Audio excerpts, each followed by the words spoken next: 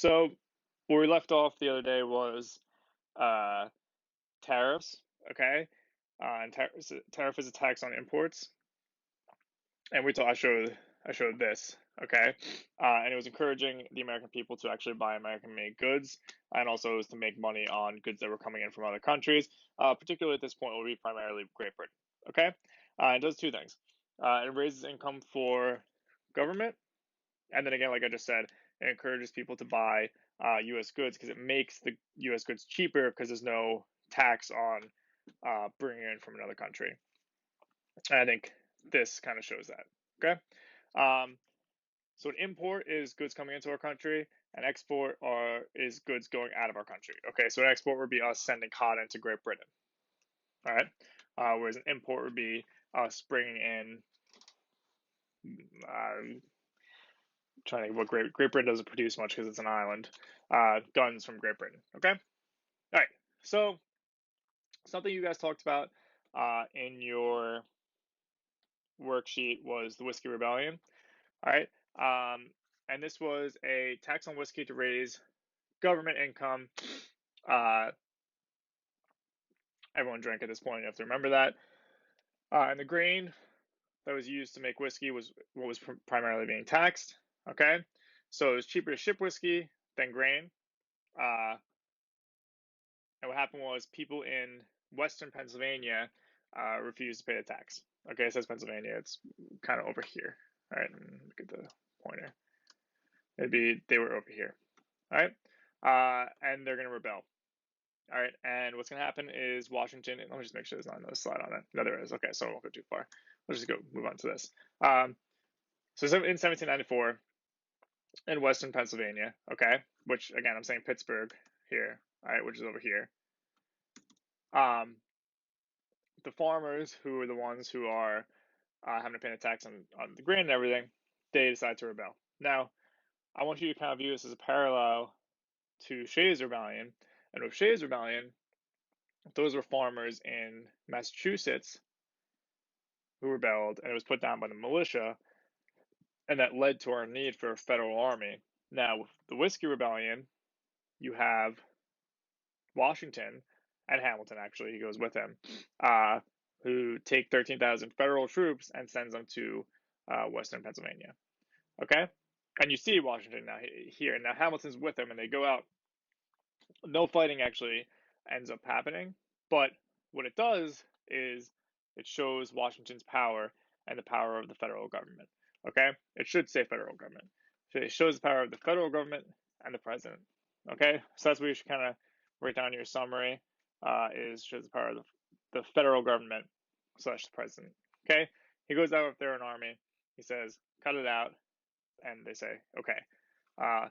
If we were still in a situation under the Articles of Confederation where there was no strong federal government, you could have seen Western Pennsylvania end up having to break off. Okay? But that doesn't happen. All right? So, just going to keep going. Now, what's the do now over here important? How did Washington face problems in foreign affairs? Okay, so the foreign affairs would be the French Revolution. So the French Revolution was started in 1789.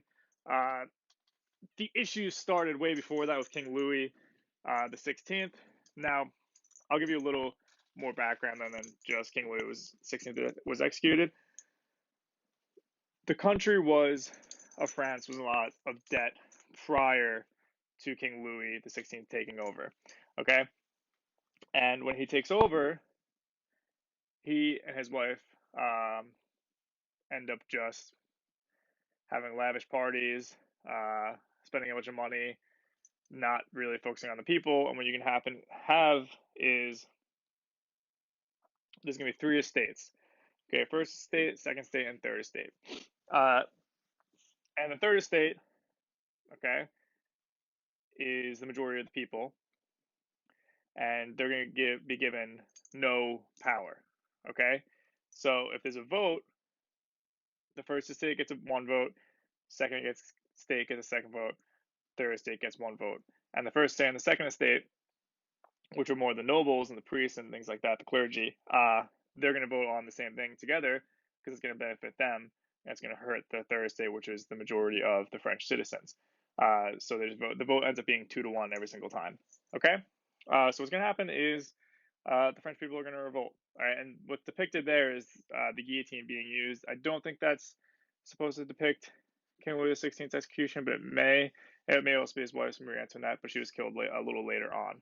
Okay, and what starts as kind of a revolution similar to the American Revolution turns into something completely different, because what's going to happen is you're going to have radicals, they're called the Jacobins, who, and the guy's name is Robespierre, who leads them.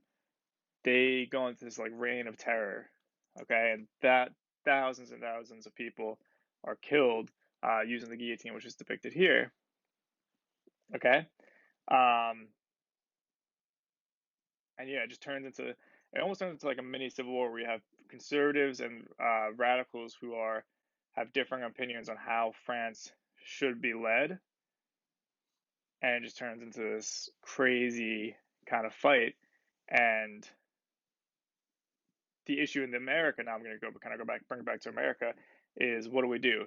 Because France helped us. You have to remember that it was King Louis XVI who sent us aid, and that was King Louis XVI who shot himself in the foot when he sent America aid, because he's sending aid to a nation that's trying to break off from a monarchy. And then you have the third estate in France who are looking at a country break free from a monarchy and thinking, okay, so wait, why don't we break free from a monarchy? Okay, and actually, the King Louis XVI giving money and troops to America put France deeper into debt.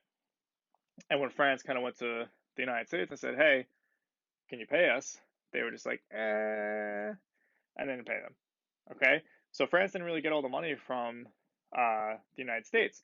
So when the French Revolution started, you would think that the United States would help, but that's not the case. You have people like Thomas Jefferson, who again he was in France for a long time, like through the 1780s, being kind of a diplomat, helping with the relationship between France and the United States during the war, and then after the war, kind of European relations. He's pushing for the United States to aid France during the Revolution, but people like Hamilton, for example, and Washington, they don't want to get involved because, again, it's not like the American Revolution. Okay, these are French people killing French people, and they're kind of having almost like a little civil war rather than a revolution, because they overthrow the monarchy. All right, so King Louis XVI is overthrown, and it's not like with the American Revolution where we broke free from King George and then we have our own country across an ocean. That's not the same with France. Okay, so they have a lot of infighting, where we didn't have as much of that. We had disagreements among the colonists and the colonies on what to do with, say, slavery, but we were able to figure that out and put together the Constitution and deal with slavery later on. But the French are going to have a really difficult time. Okay, they write a declaration. It's Declaration of the Rights of Man and Citizen.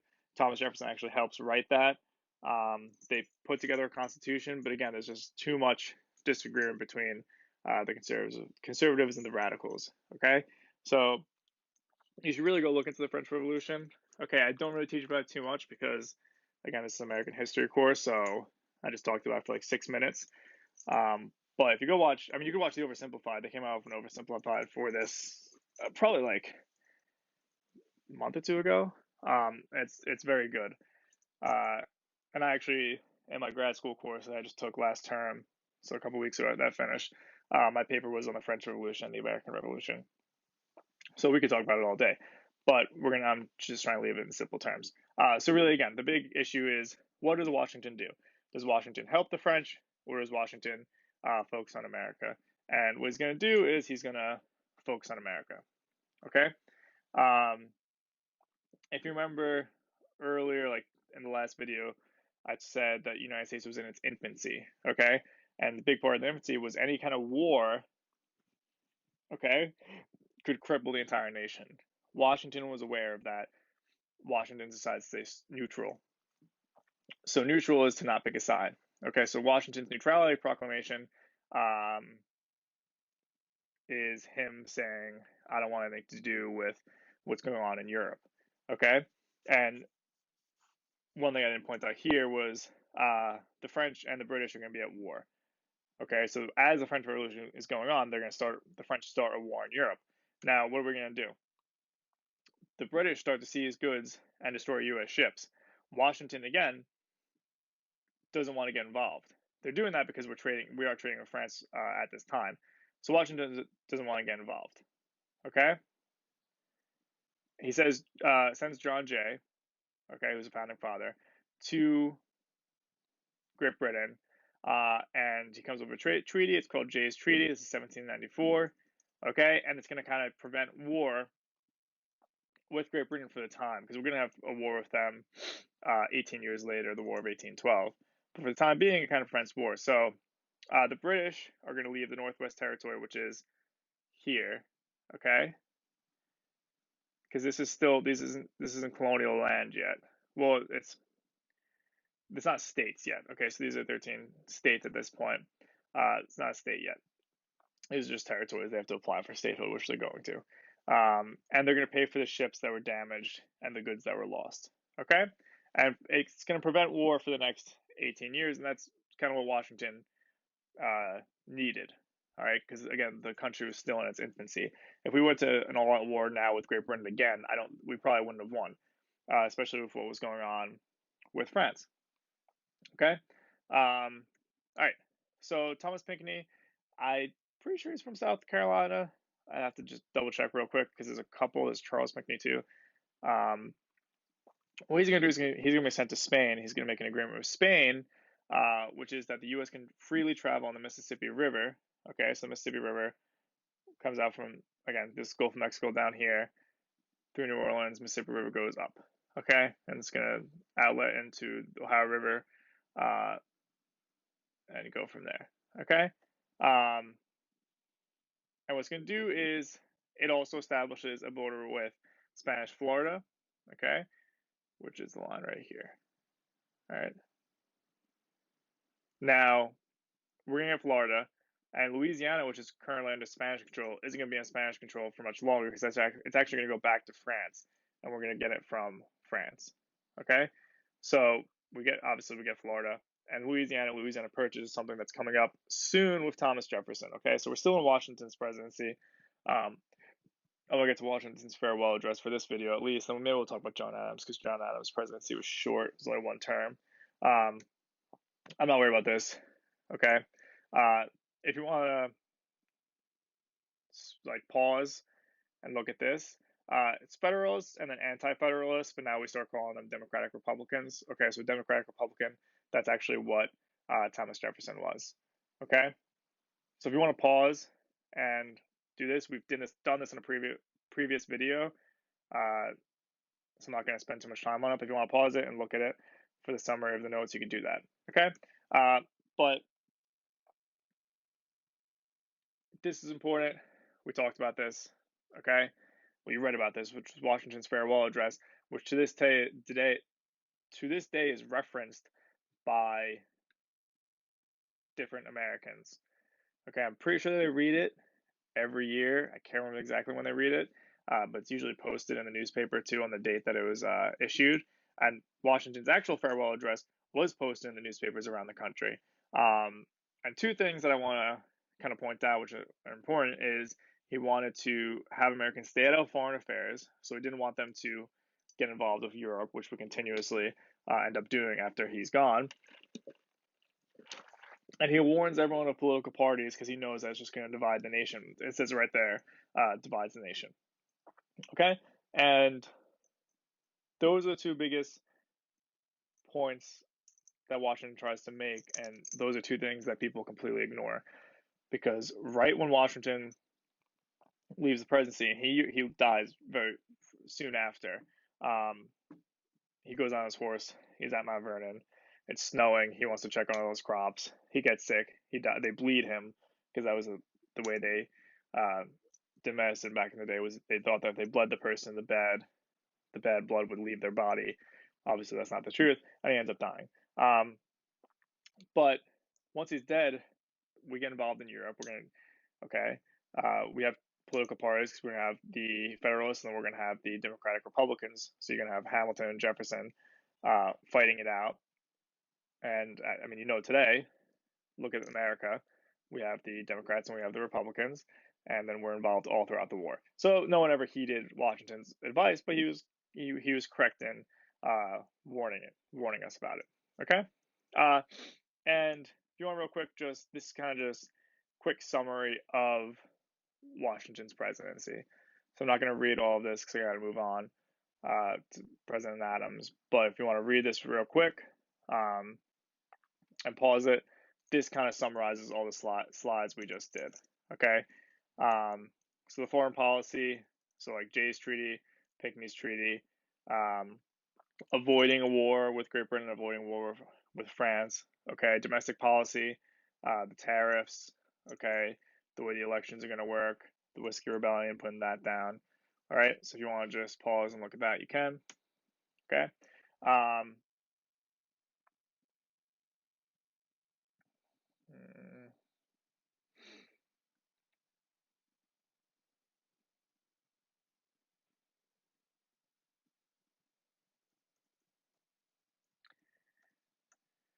All right, I could bust this out. Okay, quickly.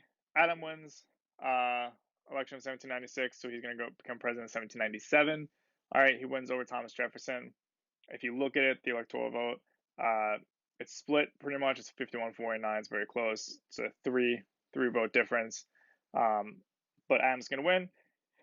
And back then, what happens is, and this is going to change after Jefferson becomes president, whoever came in second place became the vice president. So that's why John Adams was George Washington's vice president. He came in second place. And Jefferson's become Adams' vice president because he came in second place. And the reason that's going to change is because the person who comes in second place is the opposite political view of the person who won. Okay? So Adams is a Federalist, all right? And Jefferson is a Democratic Republican. Adam believes in kind of strong federal government, whereas Jefferson believes in states' rights. So they don't see eye to eye. And that's going to be a big issue. And what's going to be a bigger issue is their different views on how to deal with the foreign affairs. And that has to do with France. Okay? And what you're going to have is Britain and France are at war. Okay? The revolution itself is starting, the French Revolution itself is starting to come to an end. Okay? Because you're actually going to have Napoleon take over soon. Napoleon's important. We're going to talk about him because he has a large role in American history in terms of selling us a certain territory. And what France is going to start doing, which is what the British were doing in 1794, 1795, which is the French are going to start seizing American ships to prevent trade with Great Britain. Okay? And I keep writing stay neutral, because the Americans were calling for war. American people were calling for war because they were frustrated with the fact that the French were destroying our ships. And Jefferson was also pushing for war with France. Okay. Oh, sorry. He wanted to defend France. Okay. Adams didn't want anything to do with France. Okay. So he's going to send delegates to France to keep the peace. All right. Jefferson's like a friend. Like Jefferson wants us to have good relations with France. He doesn't want to have good relations with Great Britain. Okay. Adams just doesn't want war. All right. All right. So XYZ affair. Highlight this. This is important. Okay. The delegates who were sent by Adams to France are ignored by the French government. Okay. And they're going to be French agents who are going to, or in the documents that are sent to Adams, are going to be referred to as X, Y, and Z. And it said that peace talks would only take place if given $10 million to France and $250,000 to each of the agents, so X, Y, and Z. It's a lot of money now, a lot more money back then, and that would be considered a bribe. Okay, so bribe is offering money to get what you want, and Congress doesn't like that. Adams doesn't like that. All the treaties with France are going to be canceled, and Congress orders that the Federal Army and the Federal Navy begins to be built back up. Okay, which it hasn't really been built up since. I mean, you had 13,000 troops in the Whiskey Rebellion, but those troops weren't standing waiting by. Okay, so to build the army back up, and we're going to be kind of like on the brink of war with France at this point. Okay, but again, Adams is trying to heed Washington's warning of staying out of foreign affairs, and he doesn't want a war. Okay, because again, going back to the infancy that we've talked about, America is an infant nation right now. You go to war when you're weak and delicate, there's a good chance that you could completely crumble. Adams sees that. Jefferson doesn't. Okay? Even though Jefferson, again, wants good relations with France, he doesn't see why we would avoid kind of foreign affairs. Okay? He wants to be involved in foreign affairs, whereas Adams wants nothing to do with it because he's trying to follow Washington's advice. Okay? And it says right there, Democratic Republicans criticize Adams and kind of put Jefferson off to the side. They want the United States to help France with France's war against Great Britain. Okay? Adams is going to end up being called a tyrant, and he's going to be called a tyrant for more. I know I'm going fast, but you can just pause. He's going to be called a tyrant more so for what he does with the Alien Sedition Acts. Okay? And the Alien Sedition Acts, which are passed by Congress in 1798, can arrest anyone who says alien. It's an immigrant who comes in, okay, and is disloyal to the United States. He can kick them out. Okay? So if you have an immigrant who comes in and they're kind of fighting for or speaking out against the American government, Adams can kick them out. What the Sedition Act does is it restricts freedom of speech. So if you're in the press and you start writing newspaper articles criticizing the federal government for their reaction to what's going on with France and Great Britain, you could be arrested and your publication could be stopped. Okay? That's a big deal because that's restricting the freedom of speech, which is one of the amendments and the rights of the American people. Okay? So if you want to look at this, it's a much easier chart. Okay? Just to kind of understand it. So, allowed for the Alien Act, allowed the president to deport any alien considered dangerous to the country. You could say alien, you could say immigrant. Okay, I think immigrant's a little easier to understand because that's kind of the term we use. The number of years an immigrant had to wait to become a U.S. citizen increased from 5 to 14. Okay, and what that what that did was it stopped immigrants' ability to vote for Democratic Republicans. So if they came and they here for 5 years, they'd be able to vote in the next election or close to the next election. Whereas if you had to wait for 14 years, at that point, Adams' presidency would be over. He wouldn't have to worry about it. Okay, he wouldn't have to worry about them voting for representatives in Congress or them voting for him in the next presidential election. Okay, so if you want to pause and kind of take a look at that, Sedition Acts, I don't have a chart for that, but that one's pretty straightforward. Okay, if you're writing anything that's harmful to the federal government, you could be arrested. Okay. Really, all this, the Kentucky and Virginia resolutions, it's going to outlaw the Alien Sedition Acts. Okay, it's going to say they're unconstitutional, and this is going to be a big disagreement over states' rights and federal rights. Okay, so I'll read it. States' rights. States have the power to judge acts of Congress unconstitutional. So Kentucky and Virginia, which again are two states that are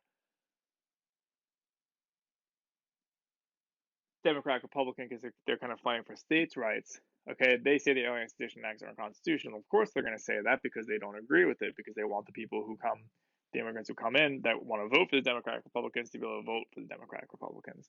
And also, they don't really agree with the Federalist ideas. Federalist ideas are primarily those of the states in like the northeastern region. Okay, other states. When I mean other states, the Federalist states would be the northeastern states. They're not going to agree with what these Kentucky and Virginia say. Okay, and again, if you think back to the three branches of government, who has the power to say if a constitutional, if a law is unconstitutional, and that's the Supreme Court. Okay, so the Supreme Court's job to judge acts unconstitutional, not the states, and that's kind of what's going to come from this. Okay, Kentucky and Virginia can say these are unconstitutional, but it doesn't matter the federal laws.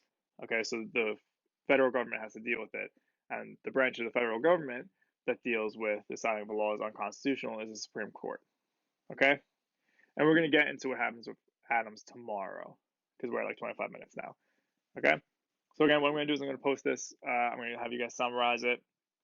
I won't put it in a worksheet because I know this is a little longer. Okay.